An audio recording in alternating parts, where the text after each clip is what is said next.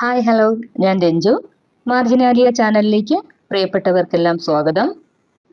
ഇതുവരെ എൻ്റെ channel subscribe ചെയ്യാത്തവർ സബ്സ്ക്രൈബ് ചെയ്യുക, ലൈക്ക് ചെയ്യാത്തവർ ലൈക്ക് ചെയ്യുക, ഷെയർ ചെയ്യുക, കമൻറ്റ് ചെയ്യുക. ഞാനിപ്പോൾ നിൽക്കുന്നത് തുമ്പ സെൻറ് സേവിയർസ് കോളേജിലെ പുഷ്പമേളയും കാർഷിക മേളയും കാണുവാനാണ്. സെപ്റ്റംബർ 15 വരെയാണ് പുഷ്പമേള നമുക്ക് കാണുവാൻ കഴിയുന്നത്. പുഷ്പമേളയും കാർഷിക മേളയും കാണുവാൻ പാസ് എടുക്കണം. മുതിർന്നവർക്ക് 40 രൂപയും കുഞ്ഞുങ്ങൾക്ക് 20 രൂപയുമാണ് നിരക്ക്. പിന്നീട് നമ്മെ കാത്തിരിക്കുന്നത് വിശാലമായ ഒരു പൂപ്പാടമാണ്.